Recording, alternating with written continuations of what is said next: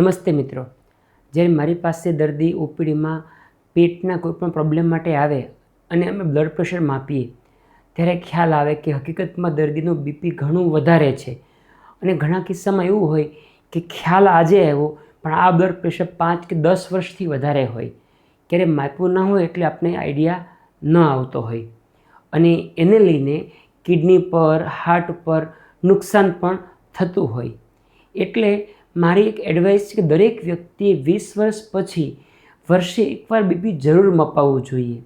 અને એ માટે બીપી કેમ માપવું એ બાબતમાં આપણે ચર્ચા કરવી છે. ઘરે તમે એકદમ સિમ્પલ રસ્તો છે, બીપી માપતા પહેલાં આટલી વસ્તુની કાળજી રાખવાની છે. એટલીસ્ટ 5 થી 10 મિનિટ તમે આરામથી ચેર પર બેઠા હો પછી બ્લડ પ્રેશર માપવાનું. તમે વોકિંગ કરીને આવ્યા છો, એક્સરસાઇઝ કરી છે તો બીપી હંમેશા વધારે જ આવશે.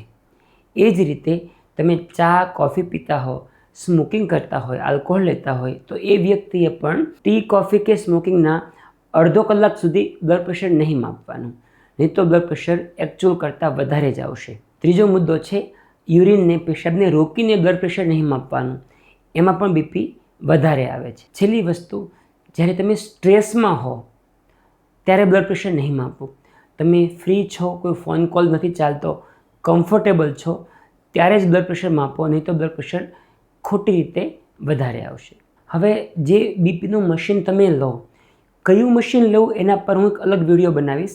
પણ અત્યારે જે બી મશીનના પાર્ટ્સ શું હોય એમાં મેઇન છે આ મશીનનો જે મેઇન CPU ગણો કે જે મેઇન પાર્ટ, એની અંદર ડિસ્પ્લેમાં તમને મોટાભાગના મશીનમાં 3 વસ્તુ બતાવશે. આ ઉપરનું બ્લડ પ્રેશર કે સિસ્ટોલિક બીપી હોય, આ નીચેનું કે ડાયાસ્ટોલિક બીપી હોય અને નીચે હાર્ટ રેટ, ધબકારા, પલ્સ. મોટાભાગના કેસમાં અહીંયા સાઈડમાં પલ્સ લખેલું પણ હશે જ, એટલે આ વસ્તુ. અને અહીંયા ઓન ઓફનું બટન હશે. આ કોમન પાર્ટ્સ CPUના છે. આની ટ્યુબિંગ છે. ટ્યુબિંગમાં ખાસ જોવાનું શું, એ લીકેજ ન હોવું પડે ટ્યુબિંગની અંદર. ઘણીવાર તમે પ્રોપર લગાવો ને લીકેજ હશે તો એરર આવશે. અને આને કફ કહેવાય, જેની અંદર મશીનથી જે એર જશે પ્રેશરથી એ આમાં જમા થશે, એ આપણા હાથ પર પ્રેશર આપશે અને મશીન બ્લડ પ્રેશર માપશે. હવે બ્લડ પ્રેશર માપવાની પોઝિશન, કઈ પોઝિશનમાં બ્લડ પ્રેશર માપવું. એક, આરામથી તમે ચેર પર બેઠા છો, કમર સીધી છે અને તમારા હાર્ટના લેવલની આસપાસ આ મશીનની પોઝિશન આવવી પડે.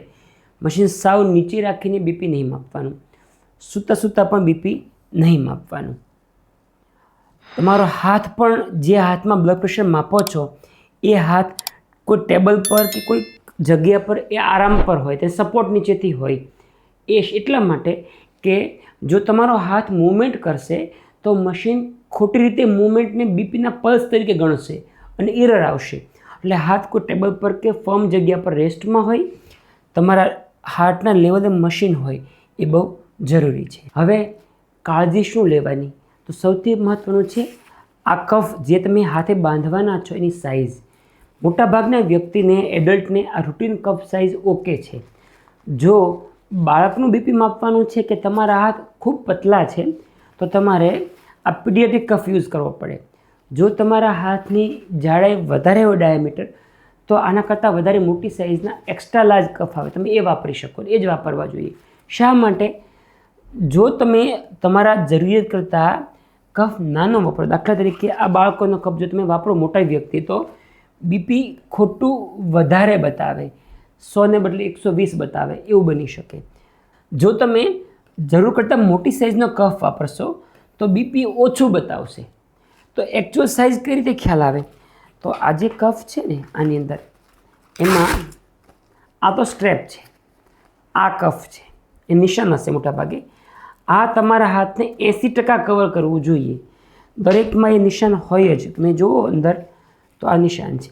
આ ભાગ નથી ગણવાનો આપણે, આ નિશાનથી પછીનો જે ભાગ છે આપણા હાથને 80% કવર કરવો જોઈએ. એ આખા હાથને પૂરો કવર બી ન કરવો જોઈએ અને દૂર પણ ન રહેવો જોઈએ, નહીં તો રીડિંગ ખોટું આવશે. આપણે વિડીયોના એન્ડમાં પ્રેક્ટિકલી કોઈક વ્યક્તિ પર માપીને સમજશું કે બીપી કઈ રીતે માપવામાં આવે. હવે આ કફને ક્યાં લગાવો, તો આપણો જે હાથ છે એ કોણેથી 2 સેન્ટીમીટર ઉપર, અને બીજું કે લોહીની નસ અહીંયા આવે. હાથ તમે સીધો રાખશો તો વચ્ચેથી થોડું અંદર તરફ તો આ જે પાઇપ છે તમારી એ અહીંયા રાખવાની છે, આ જગ્યાએ, આમ પણ નહીં અને પાછળ પણ નહીં, એક્ઝેક્ટલી આ જગ્યાએ પાઇપ આવવી જરૂરી છે, કારણ કે આમાંથી પ્રેશર જવાનું છે એ અહીંયા આવવી જરૂરી છે. હવે બ્લડ પ્રેશર ક્યારે માપવું? બેસ્ટ ટાઈમ છે સવારે જાગીને જમ્યા પહેલાં કે બ્રેકફાસ્ટ પહેલાં માપો. એ તમારું નેચરલ બીપી આપશે. તમે દિવસે દોડાદોડીમાં હો, સ્ટ્રેસમાં હો, એ દરમિયાન બ્લડ પ્રેશર કદાચ થોડું વધારે આવી શકે. સાંજે પણ ઘરે આવી તમે રિલેક્સ થયા છો તો ડિનર પહેલાં પણ તમે બીપી માપી શકો. મહત્ત્વનું એ છે કે બને ત્યાં સુધી રોજ જ્યારે પણ માપો ત્યારે સેમ ટાઈમે બ્લડ પ્રેશર માપવાની કોશિશ કરો. ક્યારેક સવારે, ક્યારેક સાંજે, ક્યારેક દિવસે, રાત્રે, તો રીડિંગમાં વેરિએશન જરૂર આવશે.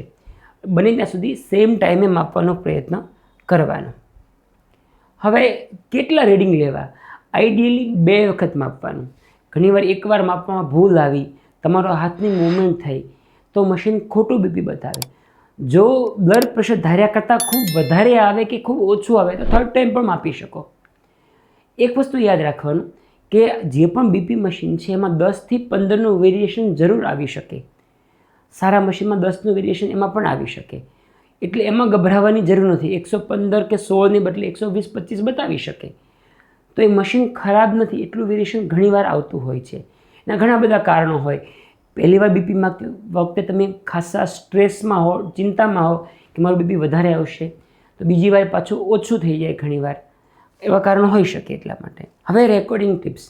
ઘણી બધી વાર અમુક લોકો બીપી માપતા રેગ્યુલર હોય પણ કે નોંધ ન કરે, એટલે જ્યારે ડૉક્ટર પાસે જાય ત્યારે એ ઇન્ફોર્મેશન ડૉક્ટરની એટલી બધી ઉપયોગી ન થાય. જો તમારી પાસે એક ડાયરી તમે રાખો, અથવા હવે તો એપ્સ પણ આવે છે, હું એ બી તમને લિંકમાં મોકલીશ, તો એ તમે એપ ઇન્સ્ટોલ કરી એમાં પણ દર વખતે બીપી રેકોર્ડ કરી શકો. તો તમારે ડેટ અને ટાઈમ અને સૌથી મહત્ત્વનું સિમ્ટમ્સ, જો તમને હેડેક કે એવું હોય તો એ સમયે તમે બીપી માપી તમે ખાસ નોંધ કરો કે જ્યારે મેં બીપી માપી ત્યારે તમને આ સિમ્ટમ્સ હતા.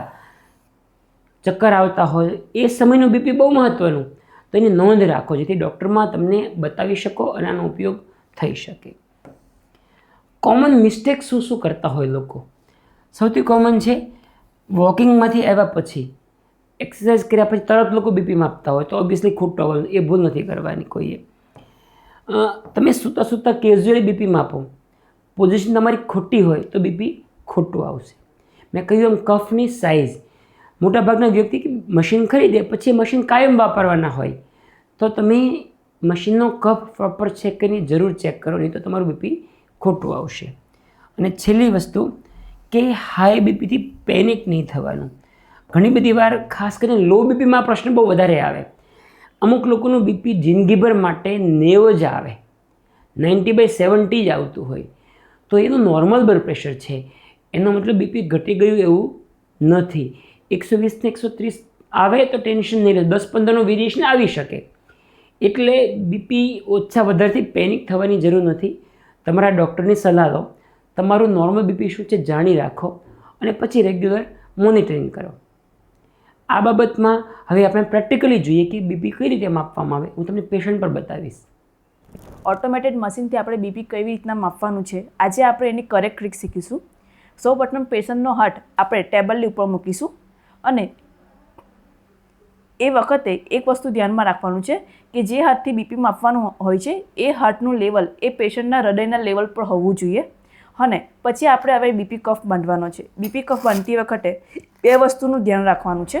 જ્યારે આપણે બીપી કફ બાંધીએ છીએ ત્યારે બીપી કફનું લેવલ એ પેશન્ટની કોણીથી 1.5 ઇંચ જેટલું ઉપર હોવું જોઈએ અને આ જે વચ્ચેનો જે સેન્ટ્રલ પાઇપ છે કે જેનાથી બીપી માપવાનું છે એ સેન્ટરમાં રાખવાનો છે આપણે, અને પછી નીચેથી આપણે આવી રીતના ટાઈટ કરીને એને ફિટ કરી દેવાનું છે. પછી આ મશીનમાં જે સ્ટાર્ટ બટન તમને દેખાય છે એ સ્ટાર્ટ બટન પ્રેસ કરવાનું છે એટલે બીપી મપાશે. બીપી માપતી વખતે એ વસ્તુ ધ્યાનમાં રાખવાનું હોય છે કે જ્યારે બીપી મપાતું હોય ત્યારે પેશન્ટને કોઈ પણ પ્રકારની મૂવમેન્ટ કરવાની નથી, પેશન્ટ હલતું નહીં હોવું જોઈએ, કેમ કે જ્યારે પેશન્ટનો હાર્ટની મૂવમેન્ટ થાય છે ત્યારે બીપીનું રીડિંગ રોંગ આવી શકે છે.